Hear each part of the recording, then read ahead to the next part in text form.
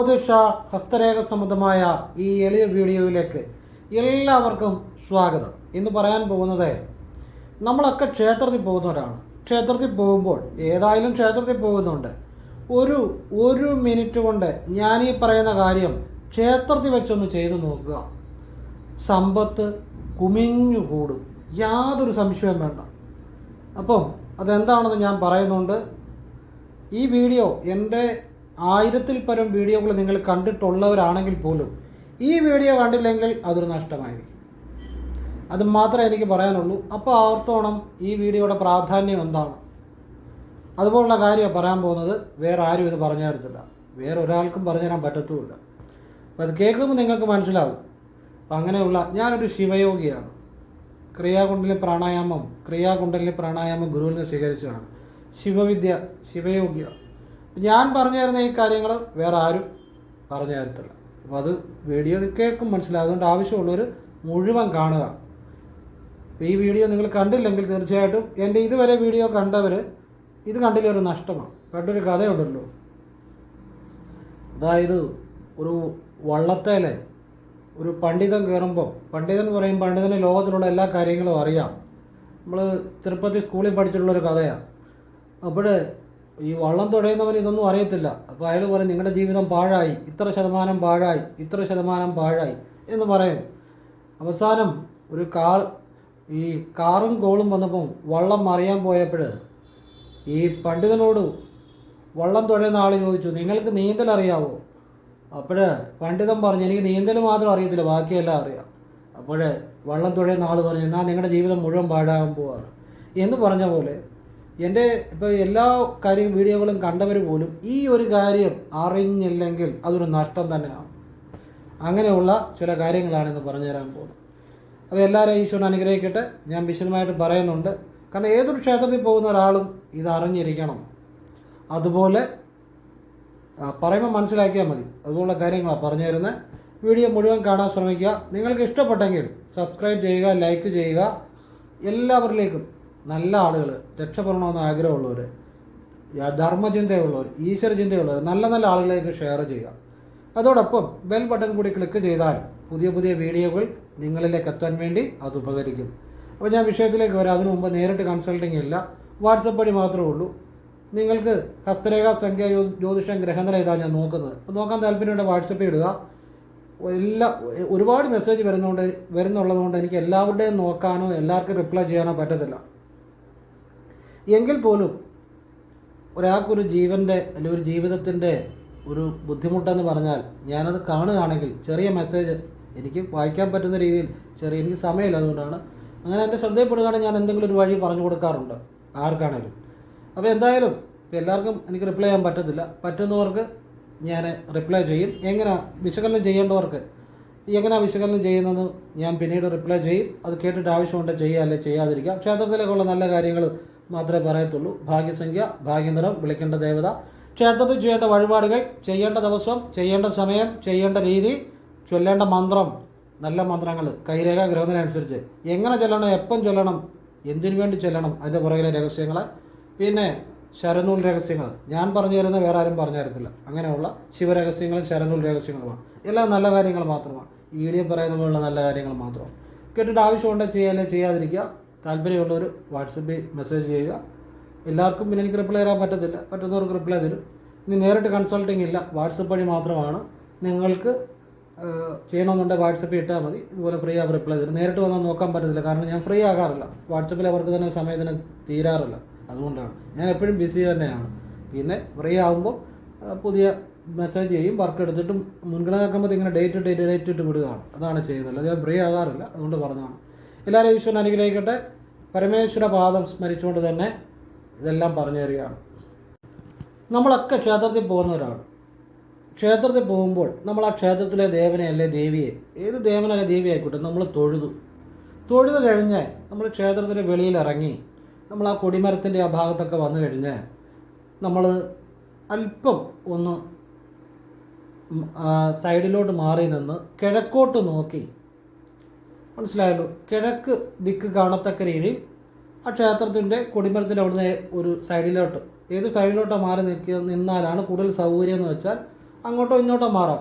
ആ കിഴക്ക് ദിക്കിലേക്ക് നോക്കി സൂര്യനെ നോക്കി ഇങ്ങനെ പ്രാർത്ഥിക്കുക: സൂര്യഭഗവാനെ, എൻ്റെ ജീവിതത്തിലേക്ക് സമ്പത്തും ഐശ്വര്യവും ജ്ഞാനവും ധൈര്യവും വർദ്ധിച്ച ഐശ്വര്യങ്ങളും സമ്പത്തും എനിക്ക് ഭഗവാനെ സൂര്യനാരായണ എനിക്ക് നൽകണേ, എന്നെ അനുഗ്രഹിക്കണേ എന്ന് ആത്മാർത്ഥമായിട്ട് ആകാശത്തേക്ക് നോക്കി. ഇനിയിപ്പോൾ സൂര്യനെ നേരിട്ട് നോക്കണമെന്നില്ല, ആകാശത്തേക്ക് നോക്കിയാലും മതി. കിഴക്ക് ദിക്കിലേക്ക് നോക്കി ഭയഭക്തി ബഹുമാനങ്ങളോടെ സൂര്യഭഗവാനെ വിളിക്കുക. ഇത് ചെയ്യുമ്പോൾ നിങ്ങളുടെ ഇടത് കാല് അല്പം മുന്നോട്ട് വയ്ക്കണം. മാത്രമല്ല, ഇത് ചെയ്യുന്നതിന് മുമ്പ് മനസ്സുകൊണ്ട് വലത് മൂക്കിനുള്ളിൽ ഒന്ന് ശ്രദ്ധിക്കുക. ഇടത് കാല് മുന്നോട്ട് വെക്കുക, വലത് മൂക്കിനുള്ളിൽ മനസ്സുകൊണ്ടൊന്ന് ശ്രദ്ധിക്കുക. എന്നിട്ട് സൂര്യഭഗവാനെ പ്രാർത്ഥിക്കുക. വാഗൊണ്ടോ മനസ്സിലോ പ്രാർത്ഥിക്കാം. ഇത് നിങ്ങൾ എപ്പോൾ ക്ഷേത്ര ദർശനം രാവിലെ ചെയ്യുമ്പോഴും, രാവിലെ മതി ഇത് ചെയ്താൽ, ഏത് ക്ഷേത്രത്തിൽ ദർശനം ചെയ്യുമ്പോഴും ഇത് ചെയ്താൽ നിങ്ങളിലേക്ക് വലിയ സമ്പത്തും ഐശ്വര്യവും എല്ലാം കുമിഞ്ഞു കൂടും. ഒരു സംശയവും വേണ്ട. ഇനി നിങ്ങൾക്ക് അടുത്തുള്ള ക്ഷേത്രത്തിൽ ഇത് ചെയ്യാം. എപ്പോൾ രാവിലെ മാത്രം ഇത് ചെയ്താൽ മതി. എപ്പോൾ രാവിലെ ക്ഷേത്ര ദർശനം ചെയ്താലും ഇത് ചെയ്യണം. ക്ഷേത്ര ദർശനം ആ ദേവനെ എല്ലാം അല്ലെങ്കിൽ ദേവിയെല്ലാം തൊഴുത് കഴിഞ്ഞ് വെളിയിലിറങ്ങി കുടിമരച്ചോട്ടിൻ്റെ അവിടുന്ന് സൈഡിലോട്ട് അങ്ങോട്ടോ ഇങ്ങോട്ടോ മാറി കിഴക്കോട്ട് നോക്കിയെന്ന് ചെയ്താൽ മതി. ഇതൊരു രഹസ്യവിദ്യയാണ്. ഇടതുകാല് മുന്നോട്ട് വെച്ച് വലതുമൂക്കിനുള്ളിൽ മനസ്സുകൊണ്ട് ശ്രദ്ധിച്ച്, അപ്പം ഇടതുമൂക്കൊന്നും അടച്ചു പിടിക്കേണ്ട, ശ്വാസം എടുക്കുകയും വിടുകയൊക്കെ ചെയ്യാം. മനസ്സുകൊണ്ട് വലതുമൂക്കിനുള്ളിൽ ശ്രദ്ധിച്ച് ശേഷം നിങ്ങൾ സൂര്യനെ അല്ലെ ആകാശത്തേക്ക് നോക്കിയാൽ മതി. സൂര്യനെ തന്നെ കൃത്യമായിട്ട് നോക്കണമെന്നൊന്നുമില്ല. ആകാശത്തേക്ക് നോക്കി ഞാൻ പറഞ്ഞ പ്രാർത്ഥന അതേപടി എഴുതിയെടുത്ത് ഭഗവാനെ സൂര്യനാരായണ, എൻ്റെ ജീവിതത്തിലേക്ക് സമ്പത്ത് ഐശ്വര്യം വർദ്ധിച്ച ഐശ്വര്യങ്ങൾ എല്ലാം നൽകണേ. എനിക്ക് ധൈര്യവും ജ്ഞാനവും ഐശ്വര്യവും സമ്പത്തും വർദ്ധിച്ച ഐശ്വര്യങ്ങളും നൽകണേ ഭഗവാനെ. എല്ലാ സമസ്ത വിജയങ്ങളും നൽകണേ, സമസ്ത അനുഗ്രഹങ്ങളും നൽകണേ, സമസ്ത അറിവും സമസ്ത ജ്ഞാനവും സമസ്ത ഐശ്വര്യങ്ങളും എനിക്ക് നൽകണേ ഭഗവാനെ. അഷ്ടലക്ഷ്മിമാരും എന്നിൽ പ്രസാദിക്കണമേ.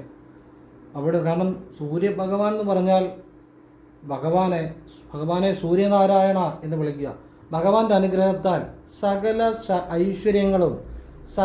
ഐശ്വര്യങ്ങളും എന്നിലേക്കും എൻ്റെ കുടുംബത്തിലേക്കും എത്തണേ എന്ന് പ്രാർത്ഥിക്കുക.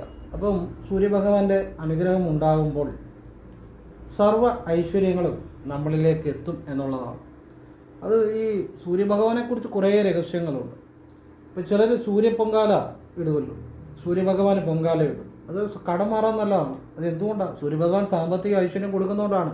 ഞാൻ അതിനെക്കുറിച്ചൊക്കെ പഴയ വീഡിയോ പറഞ്ഞിട്ടുണ്ട്. 12 ഞായറാഴ്ച സൂര്യപൊങ്കാല ഇട്ട് കടം മാറിയ അനുഭവങ്ങളൊക്കെ ഉണ്ട്. ഇപ്പം ഞാനതല്ല പറയുന്നു, ഇത്രയും ചെയ്താൽ മതി. സൂര്യഭഗവാനെ പ്രാർത്ഥിച്ചാൽ മതി. സൂര്യഭഗവാന്റെ ശക്തിയെക്കുറിച്ച് പറയാൻ വേണ്ടി ഒരു ഉദാഹരണം പറഞ്ഞതേ ഉള്ളൂ. അപ്പം നിങ്ങളിങ്ങനെ രാവിലെ എപ്പോൾ ക്ഷേത്ര ദർശനം ചെയ്താലും ഇങ്ങനെ ചെയ്യണം. അതുപോലെ നിങ്ങൾ 2 കാര്യങ്ങൾ ചെയ്യണം. നിങ്ങൾക്ക് സാധിക്കുമ്പോഴൊക്കെ അടുത്തുള്ള ക്ഷേത്രങ്ങൾ ഏതായാലും അവിടെ ദർശനം ചെയ്യണം. മാസത്തിലൊന്നെങ്കിലും നിങ്ങളുടെ അവിടുന്ന് ദൂരെയുള്ള ചൈതന്യം കൂടുതലുള്ള വളരെ ഭക്തജനങ്ങൾ എത്തുന്ന ക്ഷേത്രത്തിൽ കൂടി ദർശനം ചെയ്ത് ഈ വിദ്യ അവിടെ നിന്ന് ചെയ്യണം. അതിൽ കാര്യമുണ്ട്. പെട്ടെന്ന് ജീവിതം മാറും, സംശയം വേണ്ട. പെട്ടെന്ന് ജീവിതം മാറും. ഞാനിത് ധാരാളം ആളുകൾക്ക് പറഞ്ഞു കൊടുത്ത് അവർക്ക് ഒരുപാട് മാറ്റങ്ങൾ ഉണ്ടായിട്ടുണ്ട്. ജീവിതം അടിമുടി മാറിയിട്ടുണ്ട്. ഇപ്പം ഇന്ന് എൻ്റെ അടുത്ത് രാവിലെ വന്ന ഒരാൾ, അയാൾ വലിയൊരു വീടും സ്ഥലവും കൂടെ വാങ്ങുകയാണ്.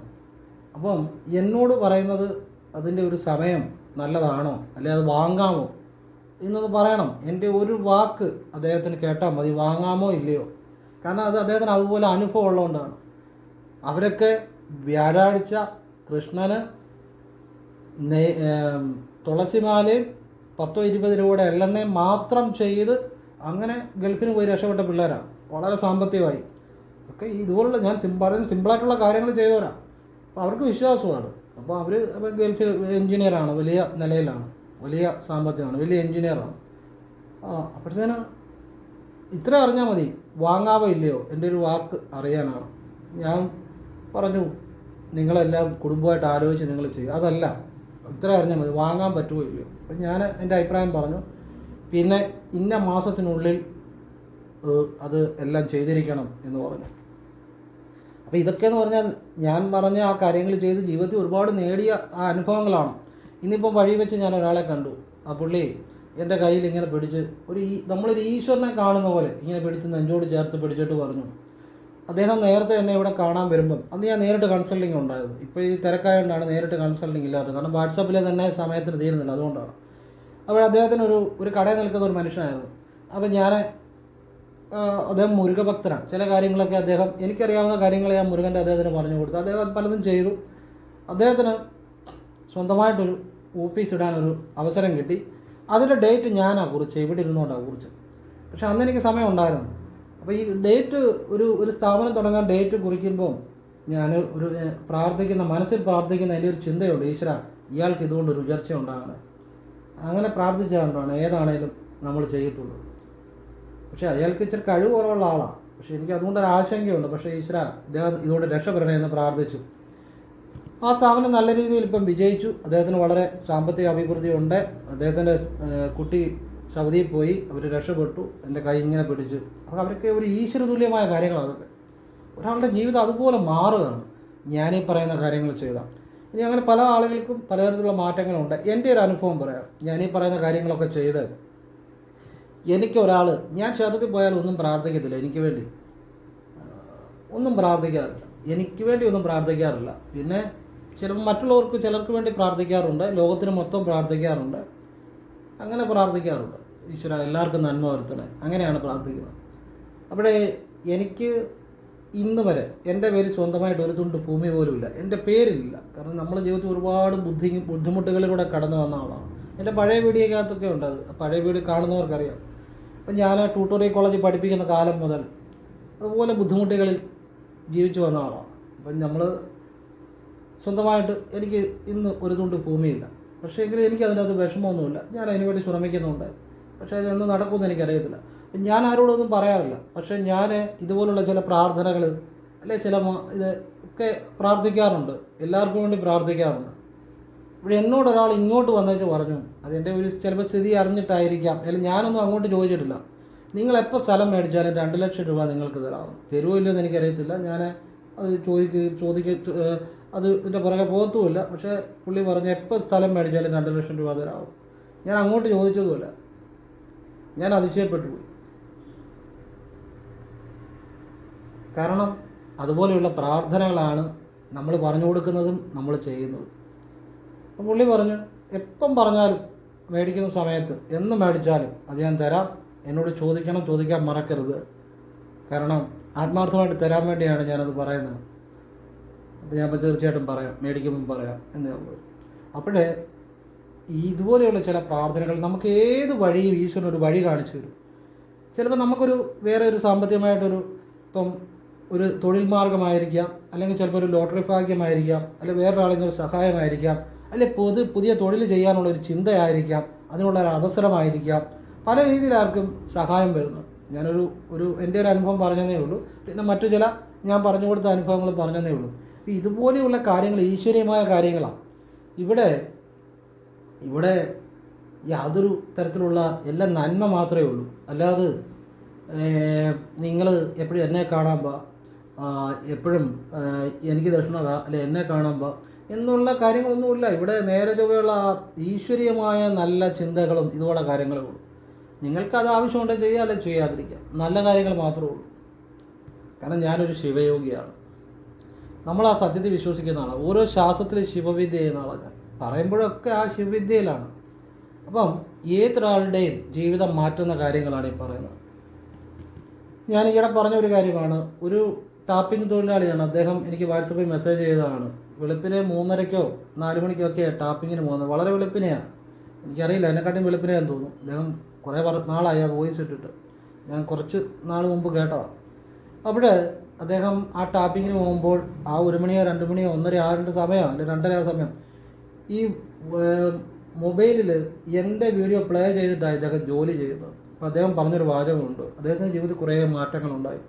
സാറേ, അതൊരു പ്രതീക്ഷയാണ്, ഒരു സന്തോഷമാണ്, എൻ്റെ ജീവിതത്തിലെ നാളത്തേക്കുള്ള ഒരു ചിന്തയാണ് ആ വീഡിയോ പറയുന്ന കാര്യങ്ങളും ഒക്കെ കേൾക്കും. കാരണം അതുപോലുള്ള നല്ല കാര്യങ്ങളാണ് പറയുന്നത്. അല്ലാതെ അവൻ്റെ ഏതൊരു സാധാരണക്കാരനും ക്ഷേത്രത്തിൽ ചെയ്യാവുന്ന ലളിതമായ കാര്യമേ ഞാൻ പറയാറുള്ളൂ, വേറൊന്നും ഞാൻ പറയാറില്ല.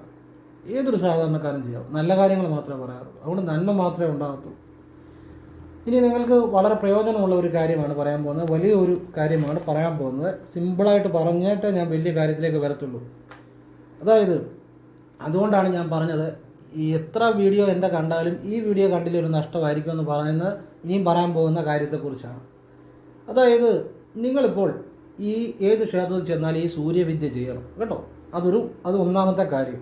രണ്ടാമത്തെ കാര്യം, നിങ്ങൾക്ക് പെട്ടെന്നൊരു കാര്യം സാധിക്കണമെന്നുണ്ടെങ്കിൽ നിങ്ങൾ ആ സാധിക്കേണ്ട സമയങ്ങളിലെല്ലാം ഭദ്രകാളിയെ കറുത്ത രൂപത്തിൽ ഹൃദയത്തിൽ ധ്യാനിക്കണം. ധ്യാനിച്ചാൽ മാത്രം മതി നിങ്ങളുടെ കാര്യം നടക്കും.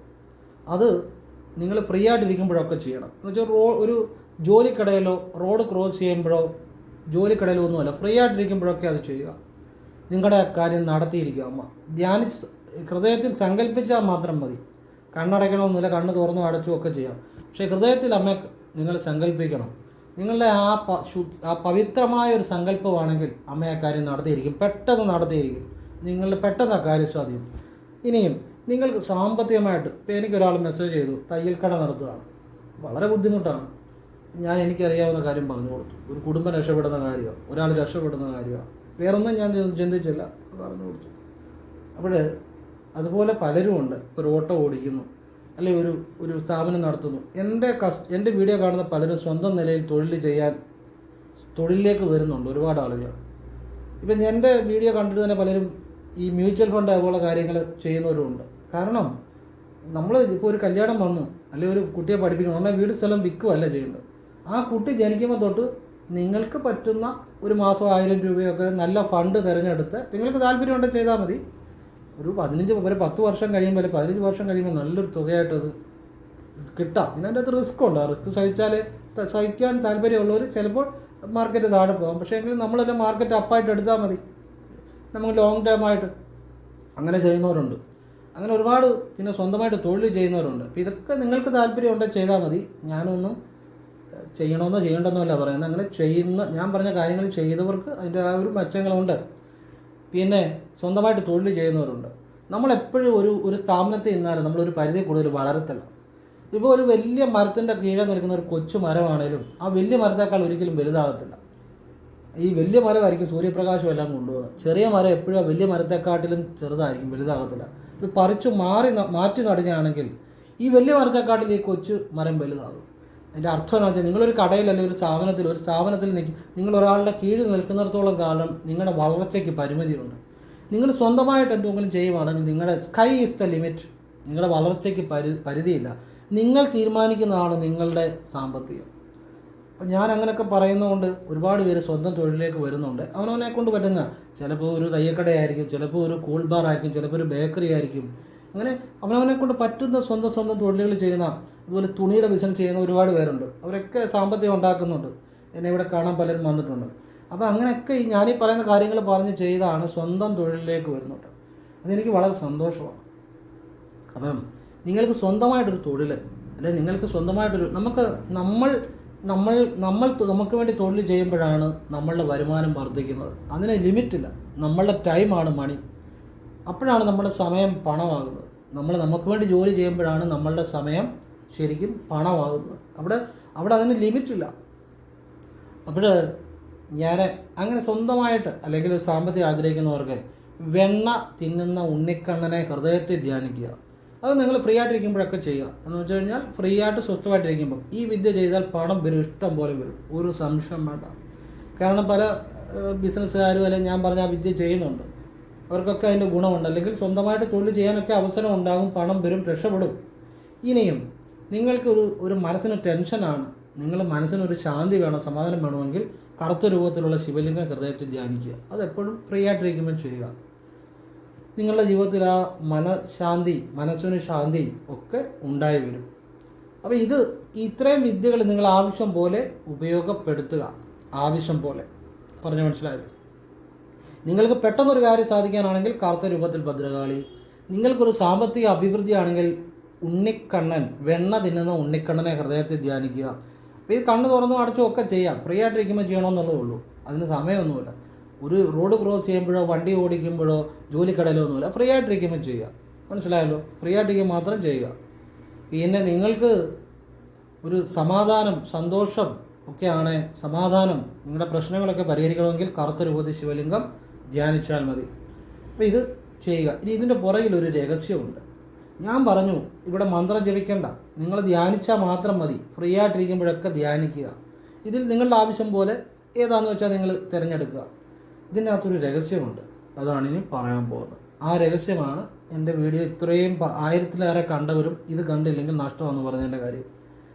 നമ്മൾ ഈ യോഗവിദ്യയിൽ, അതായത് മഹർഷീശ്വരന്മാരൊക്കെ ചെയ്യുന്ന വിദ്യയിൽ അവർ ഈ വലത്തു മൂക്കിനുള്ളിലെ ശ്വാസത്തെ പ്രത്യേക രീതിയിൽ പ്രാണായാമം ചെയ്തു. പിങ്കള, പിങ്കള 2 നാഡികളാണ്. അത് ഇടത് ഇട, വലത് പിങ്കള.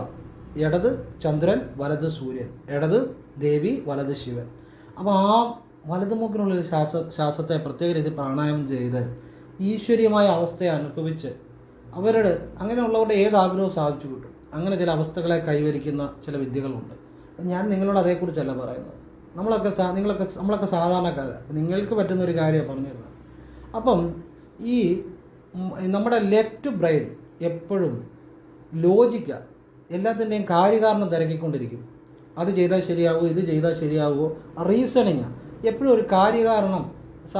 പലപ്പോഴും അത് ചെയ്യാൻ ശരിയാവും, ഇത് ചെയ്യാൻ ശരിയാവും, സംശയങ്ങളൊക്കെ ആയിരിക്കും മനസ്സിൽ. ലെഫ്റ്റ് ബ്രെയിൻ കൊണ്ട്. റൈറ്റ് ബ്രെയിൻ ആണെങ്കിൽ ഭാവന, നമ്മുടെ ഉറച്ച ഭാവന, അതായത് സംശയമില്ലാത്ത ഭാവന നമ്മുടെ മനസ്സിലുണ്ടാകുകയാണെങ്കിൽ റൈറ്റ് ബ്രെയിൻ വർക്കായി തുടങ്ങും, കൂടുതൽ ആക്റ്റീവായി തുടങ്ങും. അപ്പോൾ റൈറ്റ് ബ്രെയിൻ കൂടുതൽ ആക്റ്റീവായാൽ സബ് കോൺഷ്യസ് മൈൻഡും പെട്ടെന്ന് നമുക്കത് കൂടുതൽ ആക്റ്റീവായിട്ട് നമുക്ക് അതിൻ്റെ ഗുണം കിട്ടും. അതെന്തുകൊണ്ടാണ്? റൈറ്റ് ബ്രെയിൻ എന്ന് പറഞ്ഞാൽ ഭാവനയാണ്. ഭാവന ആണ്. ഈ ഭാവന കൊണ്ടാണ് നമുക്ക് ഈ സബ് കോൺഷ്യസ് മൈൻഡിലേക്ക് ആ ഭാവന ഉണർത്തുമ്പോഴാണ് സബ് കോൺഷ്യസ് മൈൻഡ് പെട്ടെന്ന് കൂടുതൽ ആക്റ്റീവ് ആകുന്നത്. ലോജിക്കല്ല അവിടെ. സബ് കോൺഷ്യസ് മൈൻഡിന് ലോജിക്കില്ല. അപ്പോൾ റൈറ്റ് ബ്രെയിൻ, അതായത് നമ്മളിപ്പം നിങ്ങൾ ഉണ്ണിക്കണ്ണനെ തന്നെ കൂടുതൽ നേരം പലപ്പോഴായിട്ട് ഇങ്ങനെ ചിന്തിക്കുന്നു. അപ്പം നിങ്ങളുടെ മനസ്സിൽ ഒരു ഭാവന ഉണ്ടാകുക. അത് ഞാൻ പറഞ്ഞു, അത് ഉറച്ച ഭാവനയായിരിക്കണം. അപ്പോഴത്തേനും ആ റൈറ്റ് ബ്രെയിൻ കൂടുതൽ ആക്റ്റീവ് ആകും. അത് ആക്റ്റീവ് ആകുമ്പോഴാണ് ഈശ്വരീയമായ അനുഭവങ്ങൾ ഉണ്ടാകുന്നത്. നിങ്ങൾ ആഗ്രഹിക്കുന്ന എന്തും പ്രപഞ്ചബോധം നടത്തി തരും. ഇത് തന്നെയാണ് ശൈവസിദ്ധന്മാരും ഒക്കെ ചെയ്യുന്നത്. അവർ ഏതെങ്കിലും ഒരക്ഷരം അല്ലെങ്കിൽ ഒരു മന്ത്രം അത് മനസ്സിലിങ്ങനെ കാണും. അതിനെ നിരന്തരം മനസ്സിൽ ചിന്തിച്ചിരുന്നാൽ തന്നെ ആ റൈറ്റ് ബ്രെയിൻ ആക്റ്റീവ് ആകാൻ തുടങ്ങും. ആ വിദ്യയിലൂടെയാണ് അവർ പ്രപഞ്ചത്തിലെ അവരുടെ വേണ്ട ആഗ്രഹങ്ങൾ നല്ല അവർക്ക് വേണ്ട കാര്യങ്ങളൊക്കെ നേടിയെടുക്കും. ഇപ്പോൾ അവർ ആഗ്രഹിക്കുന്ന ഈശ്വര സാക്ഷാത്കാരമാണെങ്കിൽ അത് അവരിലേക്ക് വരും. അവരാഗ്രഹിക്കുന്ന എന്തും അവരിലേക്ക് എത്തും. അപ്പോൾ ഈ യോഗിമാരുടെയൊക്കെ ഒരു രഹസ്യം ഇതാണ്, റൈറ്റ് ബ്രെയിൻ്റെ പ്രവർത്തനമാണ്. അത് അവർക്കറിയാം. അതാണ് സങ്കല്പം ബ്രഹ്മമാണെന്ന് പറയുന്നതിൻ്റെ അർത്ഥം. മനസ്സിലാകുന്നുണ്ടോ? ഞാൻ വളരെ സിമ്പിളായിട്ട് തുടങ്ങിയിട്ടാണ് ഈ കറക്റ്റ് ആ ഒരു ടോപ്പിലേക്ക് വരിക, അതിൻ്റെ കറക്റ്റ് പോയിന്റിലേക്ക് വരുവാണ്. അതുകൊണ്ടാണ് സങ്കല്പം ബ്രഹ്മമാണെന്ന് പറയുന്നത്. പറഞ്ഞാൽ മനസ്സിലാവുന്നുണ്ടോ? ഇപ്പോൾ ഒരു പൂജ ചെയ്യുന്ന ഒരു പൂജാരി ആ സങ്കല്പം ഉണ്ടെങ്കിലേ അത് ഫലം ലഭിക്കത്തുള്ളൂ. സങ്കല്പമാണ് ബ്രഹ്മം. ആ ദേവനെ നിരന്തരം ഉപാസിച്ച് നിരന്തരം ചിന്തിച്ച് ഒരു പൂവിട്ടാലും ഫലം ലഭിക്കും. അവിടെ ആ ഭാവനയ്ക്ക് പ്രാധാന്യമുണ്ട്. ഒരു തന്ത്രി ഒരു പ്രതിഷ്ഠ നടത്തുന്നു, അവിടെ തന്ത്രിക്ക് ഒരു സങ്കല്പമുണ്ട്. ആ സങ്കല്പമാണ് ബ്രഹ്മം. ആ സങ്കല്പത്തിൽ നിന്നാണ് പൂർണ്ണമായ അനുഭവം ഉണ്ടാകുന്നത്. അപ്പം സങ്കല്പം ബ്രഹ്മമാണ്. അപ്പം നിങ്ങളിപ്പം ഭദ്രകാളിയാണേലും ഉണ്ണിക്കണ്ണനെ ആണേലും ഞാനീ പറഞ്ഞ രീതിയിൽ ശിവലിംഗത്തെ ആണേലും ഒക്കെ നിങ്ങൾ നിരന്തരം നിങ്ങളുടെ ഹൃദയത്തിൽ സങ്കല്പിക്കുമ്പോൾ ഉറച്ച വിശ്വാസം പലതവണ ചെയ്യുമ്പോൾ നിങ്ങൾക്ക് അതിലുള്ള വിശ്വാസം ഉറച്ചതാകും. ആ ഉറച്ച സങ്കല്പം ഭാവന നിങ്ങളുടെ റൈറ്റ് ബ്രെയിൻ കൂടുതൽ ആക്റ്റീവ് ആകും. അപ്പോൾ നിങ്ങൾ ആഗ്രഹിക്കുന്ന എന്തും ഈ പ്രപഞ്ചം നിങ്ങൾക്ക് സാധിച്ചു തരും. ഇതാണ് യോഗിമാരുടെയും സിദ്ധന്മാരുടെയും മഹർഷീശ്വരന്മാരെയും എല്ലാം ആ ഒരു ശിവരഹസ്യം ഇതാണ്. അല്ല നിങ്ങൾ വിചാരിക്കുന്ന പോലെ ഒരു 10 പേജുള്ള ബുക്കുള്ള മന്ത്രമോ ഇതൊന്നും അല്ല ചൊല്ലി അവർ സിദ്ധി വരുത്തുന്നത്.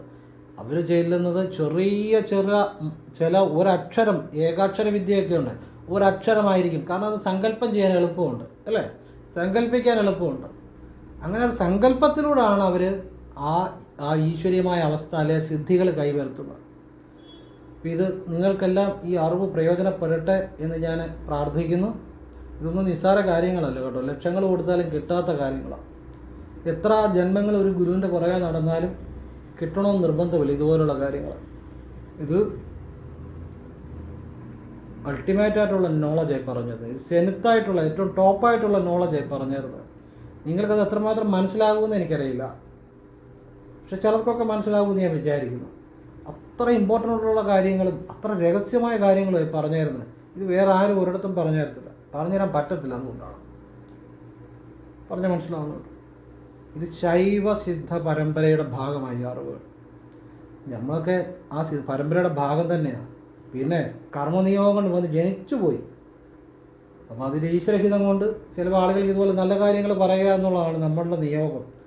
ഇതുപോലെ ഈശ്വരമായ വിദ്യകൾ ആളുകളിൽ പറഞ്ഞ് അവർക്ക് ഈശ്വരബോധം ഉണ്ടാക്കുക, അത് ഞാൻ ആത്മാർത്ഥമായിട്ട് ചെയ്യുന്നുണ്ട്. അത് കഴിഞ്ഞ് നമ്മൾ ആ ശിവനിലേക്ക് തന്നെ ലയിക്കും. വേറൊന്നുമില്ല. എന്ന് വെച്ച് കഴിഞ്ഞാൽ പിറവിയെടുക്കുന്ന എല്ലാവർക്കും ആ ജീവിതത്തിൻ്റെ എല്ലാ അനുഭവങ്ങളിലൂടെയും കടന്നു പോകേണ്ടതായിട്ടുണ്ട്. നമ്മളും ആ അനുഭവങ്ങളിലൂടെ എല്ലാം കടന്നുപോയി.